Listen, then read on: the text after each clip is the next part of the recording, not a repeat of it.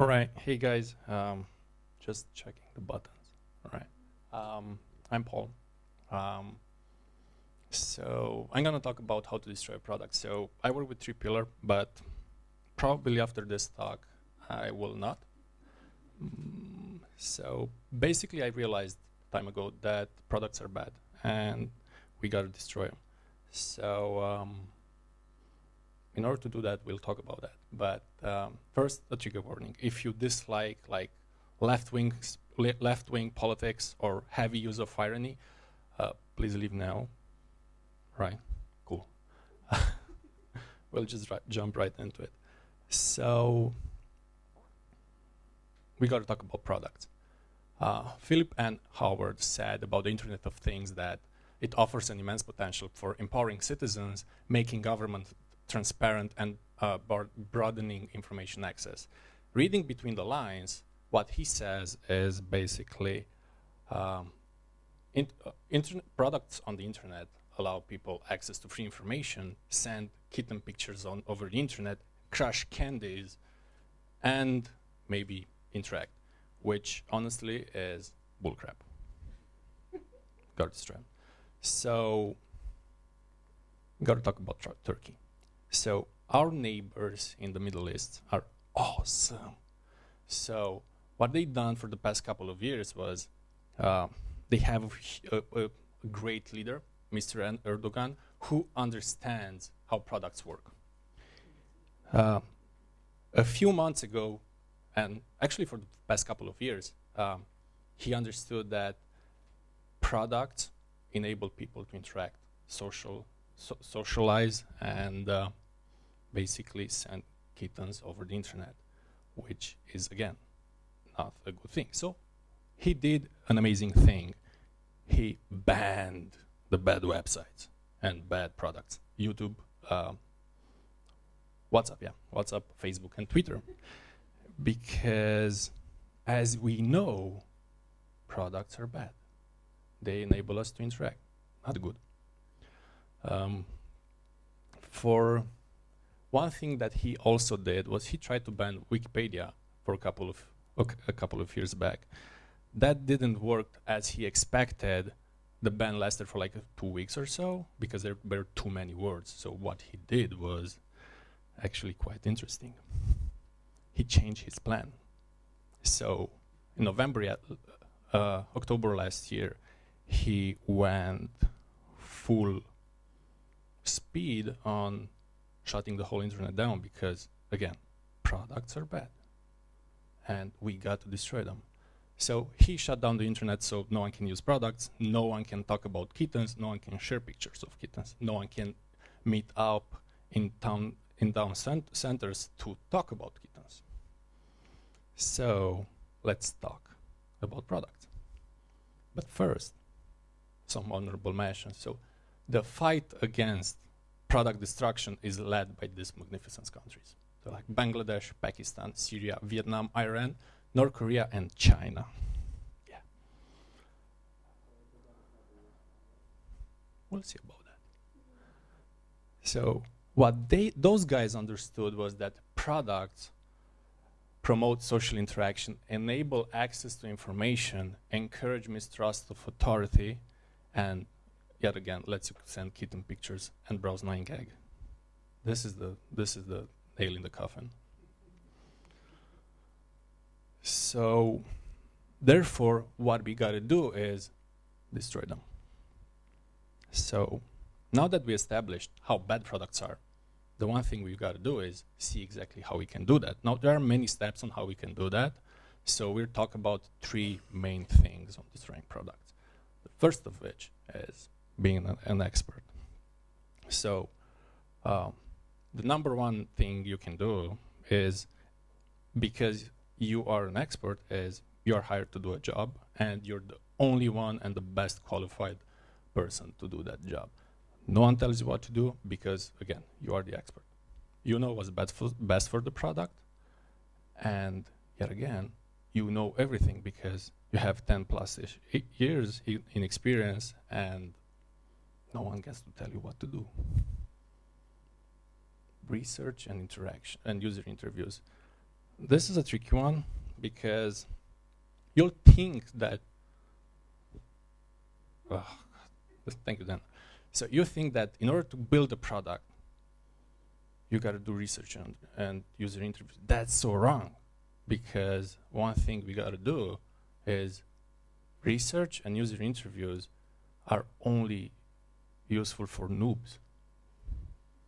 Like, I am an expert. I don't need to do research. I don't need to do user interviews, so I have no idea how this works. Can you guys hear me? All right, cool.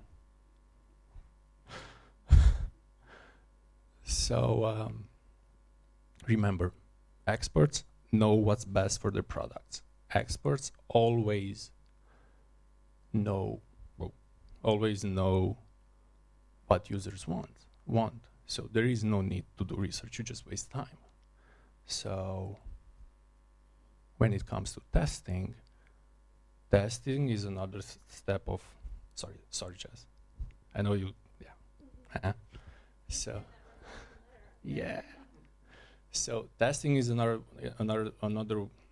way of wasting time. So if you truly want to destroy a product, don't waste your time on testing, because everything that testing will do is validate your ideas, which you already have them. You're already an expert, so you don't need validation, because you know that what you proposed is a good thing, because you're an expert.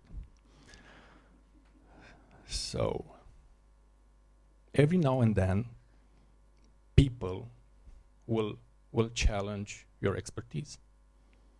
You tell them that research is not valuable because you already know all the patterns, all the handbooks. You read everything that has to be read about that product.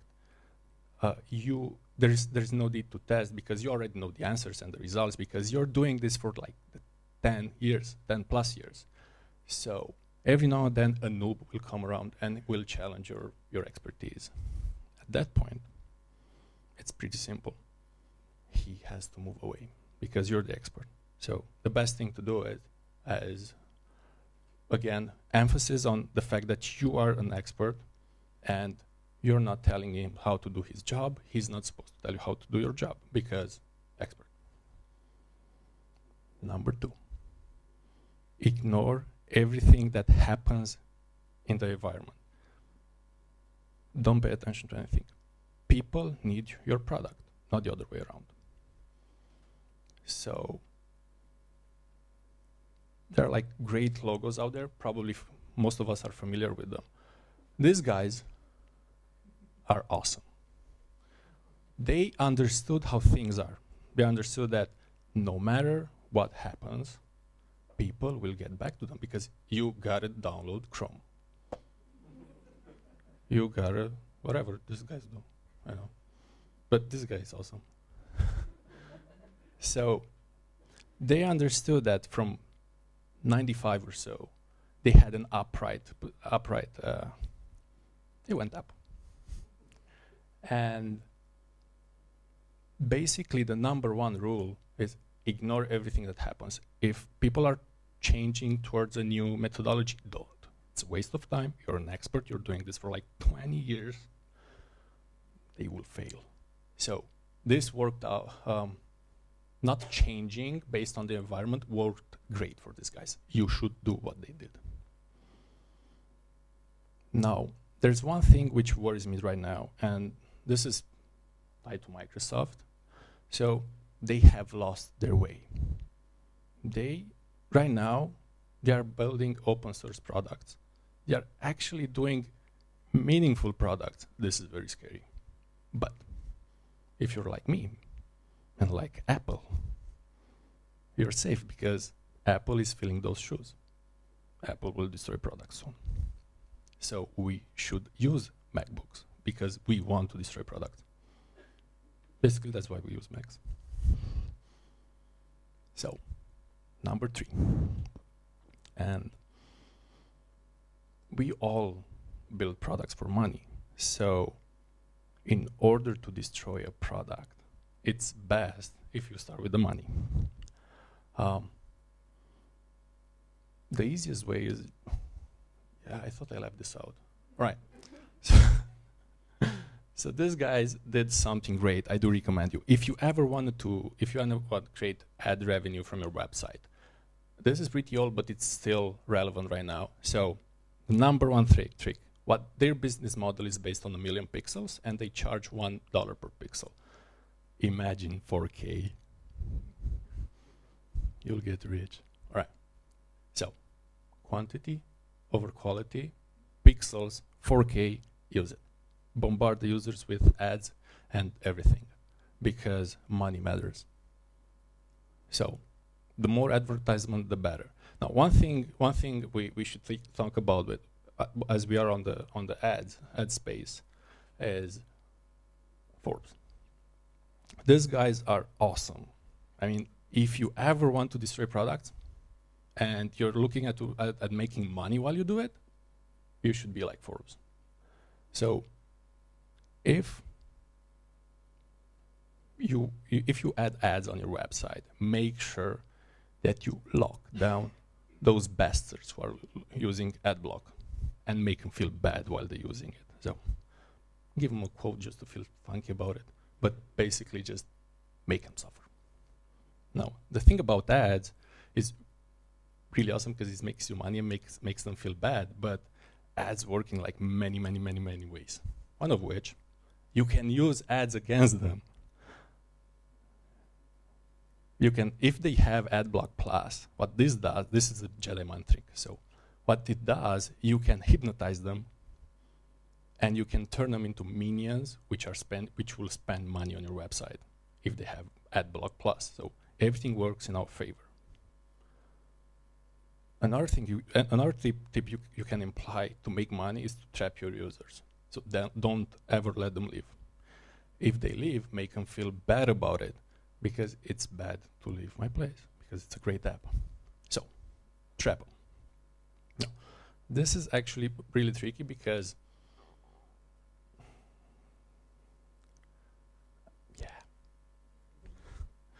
this is a bad representation because we do not trap bears, but who knows?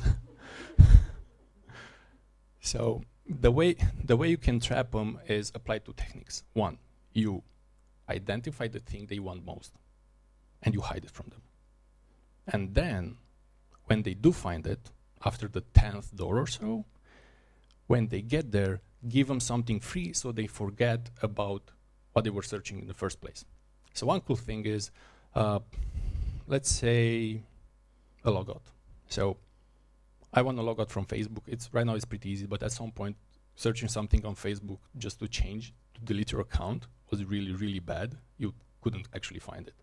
So what Facebook did was, when you tried to disable your account, when you got to that point, they bombard you with, hey, here's like a $10 Amazon gift card available for the next 15 minutes if you use it. So that was an A/B test done by Amazon. However, those guys, whoever was in charge of that was a genius. Unfortunately, he got fired. Hopefully I won't.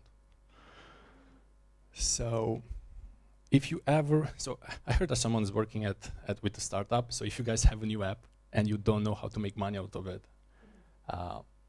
it's really easy. Like, all you have to do, this is an app. Yeah, all you have to do is just slap some ads. This is a small example, but imagine this with a rollover ad every 10 seconds and make them pay for the ad-free experience. So, genius. That's just genius.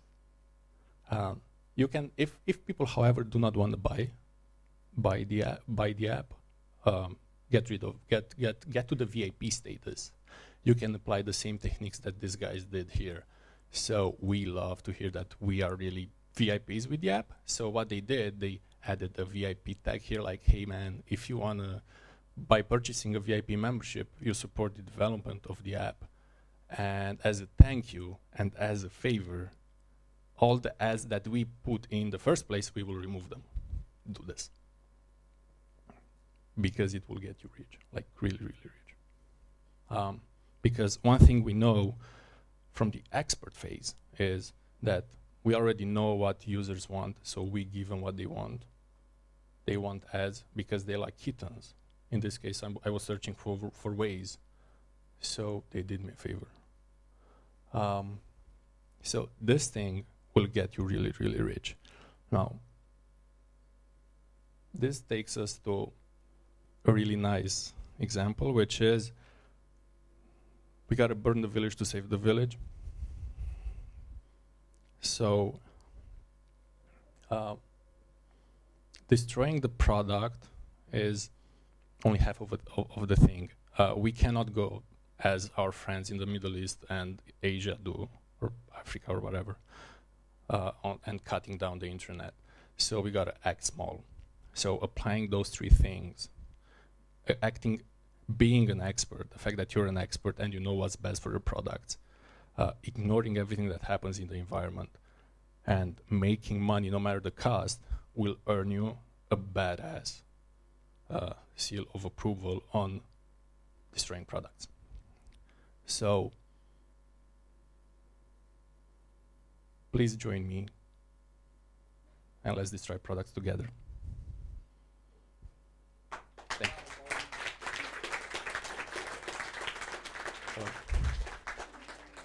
There might be more tips and tricks, but this is just the first phase, so we gotta talk more about it. If you guys have any questions about how we can destroy products, there are like really awesome tools. Yeah.